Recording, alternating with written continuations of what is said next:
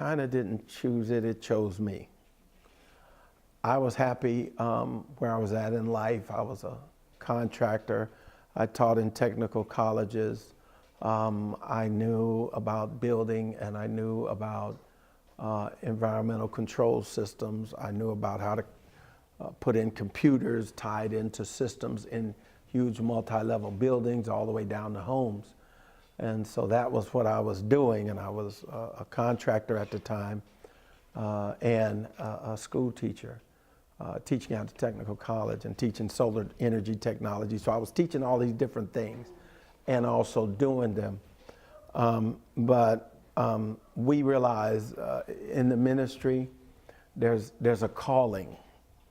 And so it doesn't really, and what I did, I ran from it.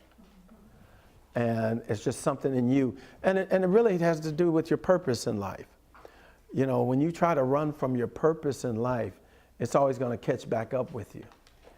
And there's always struggles to fulfill your purpose in life. And so be prepared to go through those struggles if you want to live a full and meaningful life.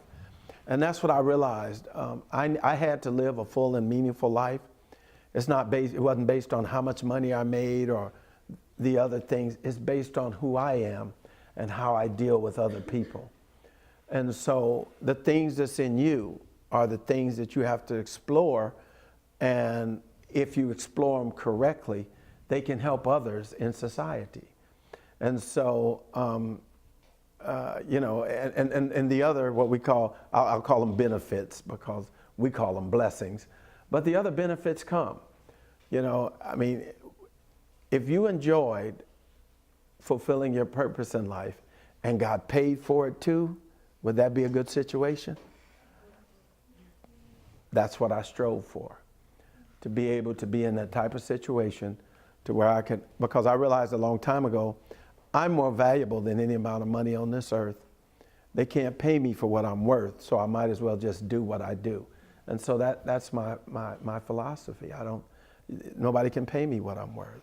So, but it doesn't stop me from doing what I do. So I was raised up initially for the first 10 years of my life in Kansas, which is very, you know, it's kind of, well, not kind of, it's segregated. It's pretty segregated, and it's pretty, you know, you have the whites and the blacks, and that's pretty much it. And these people over here, and that's why I love the West Coast. I'm West Coast forever, okay, because we have a diversity here that we can explore with each other and in safe ways, you know, and be able to appreciate those things. And so in Kansas, it wasn't that. You know, a lot of times when people are talking about white people, they would lower their voice, like, you know, those white people. And it was like, okay, so what's that all about, right? I mean, if you have something to say to somebody, say it, you know?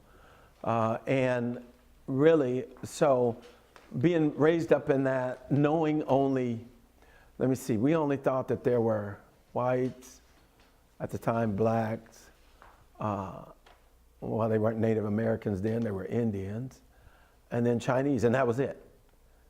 So pretty much those are the four. And then when I moved to the West Coast, there was Filipinos, Koreans, Japanese, Chinese, and I had to learn all these other different things. I'm like, how am I going to tell the difference?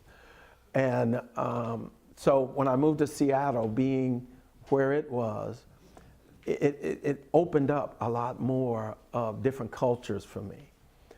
And being able to explore those and go into those different cultures and experience some of the things that they offered was just awesome, you know. And so I appreciated learning, but then through it all, understanding that everybody every family wants the same thing.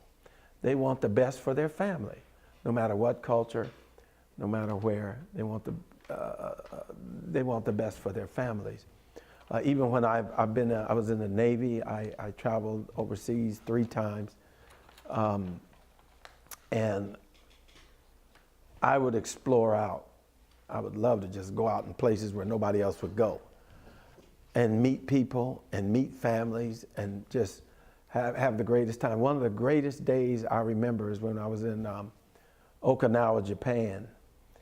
And they had of course I played basketball in high school and part of college, and my knees got bad and couldn't do it anymore. And they had a hoop there, we call them hoops. They had a hoop there, and it was like 8 feet, all right? We're used to 10 feet. So it was 8 feet, so we were like dunking and slamming on each other, you know. Me and my friend was walking there, and they had 2 people, and we were playing 2-on-2. Of course, you know, we split up the teams, so it just wouldn't be completely unfair. But I mean, we had the greatest time. And then after we did that, we went in and sat down and had dinner with them. The interesting thing is they couldn't speak any English, we couldn't speak any Japanese, but we had the greatest time together. Just being there, being awkward toward each other, learning stuff, laughing at each other, like, what is that? And they're like trying to explain it, and we're like, okay, we'll try it, you know. So these are the things I'm talking about. There is a common strain. We call it the commonality of the human experience. There's a commonality that we all have, and we have to focus on those things. Yes, there's going to be some differences. I have 2 brothers and 1 sister now. One of my sisters passed. But we didn't always get along, and that's my family. We didn't always get along, and I'm sure you have brothers or sisters you don't get along with all the time either. But it's still your family.